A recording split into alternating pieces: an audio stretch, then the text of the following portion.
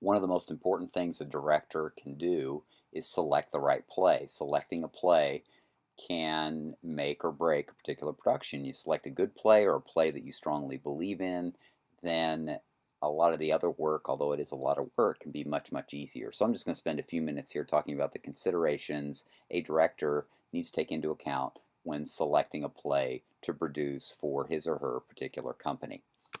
First of all, the audience.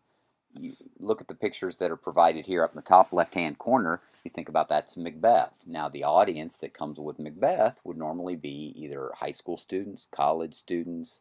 To be honest with you, sometimes they're just forced to go see a particular classic production. They get exposed to those productions. Hopefully, if you do it well, then they might even appreciate it a little bit. But just getting them in the door, that might be one way to get them in the door. At State Fair Community College, we do a musical and alternate that with a classic play every other year. So down in the bottom left is a musical. That's a publicity photo actually from Are We There Yet? A Family Survival Guide, where those 8 characters played a variety of roles in family situations and meant to get more of a family audience than anything, getting people with young family all the way to grandparents and people, really anyone can relate to it that has a family. Top right hand corner is a picture from the play that you just read, which is Domestic Tranquility. And that audience, it's really more of a general audience, but what you're trying to do is almost ask questions. And it's a comedy, so hopefully it'll pull in a variety of people into that comedy. You could say maybe there are some questionable things in there, so you wonder if you want to rate it PG. So maybe you want a little audience rather than a children's show, which the bottom right hand corner is that. It's a children's show. It's called The Tale of Pigling Bland, and it is by Beatrix Potter, who wrote a lot of children's shows, including Jemima Puddle Duck and The Tale of Peter Rabbit, among others. This is one of the not lesser known, but not as popular, but still very, very fun show, a pig coming of age story, and it is a musical, so it's for kids more than anything. So you think about what you want, what target audience you have when you're selecting a particular show, and who your audience is in your area. Are they generally conservative? Are they more liberal? Are they, will they go see more comedies or musicals, or maybe they're a little more astute and want to see something that has a little bit more meat in it? You never know. And not to mention you have to cater to them, but you have to think about that. Audience is always part of it. So audience is one. Second is talent. Do you have the talent to pull off that particular production? Do you have actors that can play a particular role? This is a couple of pictures from when we did a Little Shop of Horrors. We had to know, we had a couple of choices for our Seymour in the top left-hand corner, and we knew that the young man who played Seymour could sing and was a good actor, so he could do a nice job with that. Also, the urchins, the 3 Greek chorus characters down in the right, who kind of tell the story. They sing Little Shop. You had to have some good dancers, but even more so, some people who could tell the story with a little bit of soul, and especially the character on the right side with the red hair, she had to be a belter, so it had to be someone that could really tell that story, but tell it with a little bit of oomph. So do you have the talent to pull off that particular show? Third element is relationship to season. Could be relationship to season of the year. In other words, is it fall, summer, spring, winter, that type of thing? Um, Whereas you want to do something a little more light in the warmer months, comedies, musicals, think about movies, they have action flicks. I mean, things that really don't have a whole lot of thought involved in it will be the warmer months. The colder months are the things like this is a picture of The Crucible. We did that in February, where a more serious show is more likely to sell in February. Also, it could be relationship to the entire season or the purpose of your group. The New Theater Restaurant in Kansas City is very much about comedies and musicals. I mean, they're about audience building.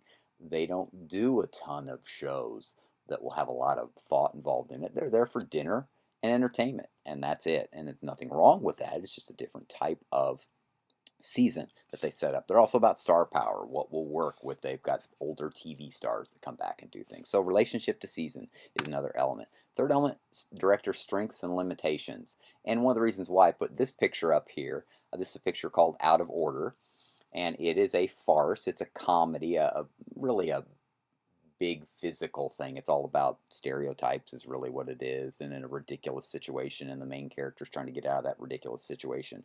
The reason why I use that picture is because Tim Wells directed it, and he'd be the first to tell you that his strength is not in big comedies, fast paced. I mean, it's all about, in a farce, it's all about that fast pace. Well, Tim directed this one because he really wanted that challenge, and to be honest with you, I thought he did a great job with it. So, director strengths and or limitations.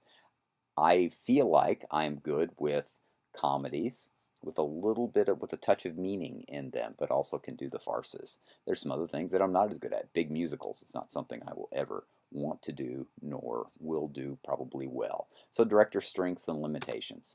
Also budget.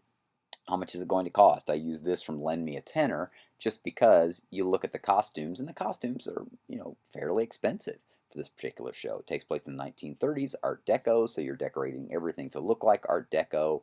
Musicals are always more expensive than what are called straight shows. Straight shows are shows without music. Those are about $100 per show just in royalty, just to be able to do it.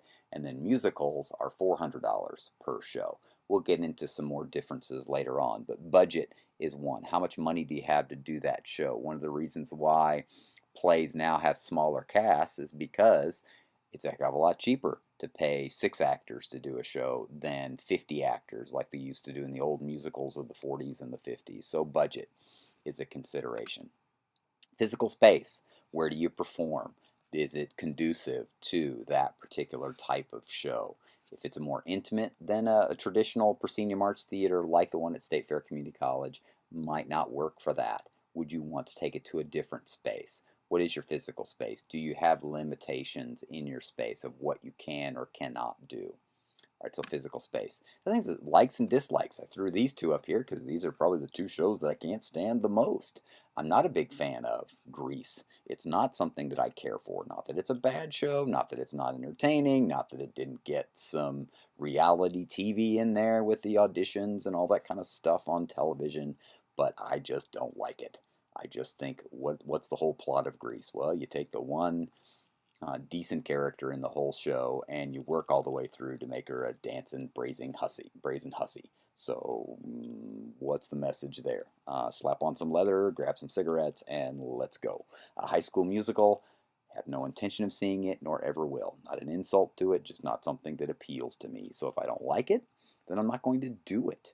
I like shows maybe with some meaning to them, but also I like the farces that are just fun. Big physical comedies can be fun as well, but it's got to have something in it for me. I mean, as a director, you're just selfish, likes and dislikes. So, we talked about the considerations in selecting a play: the audience, the talent, the relationship to the season, the director's limitations, budget, physical space, likes and dislikes. When you read your plays for possible production at State Fair Community College, or just those 2 plays or 3 plays that you're supposed to read for the class, take these things into consideration.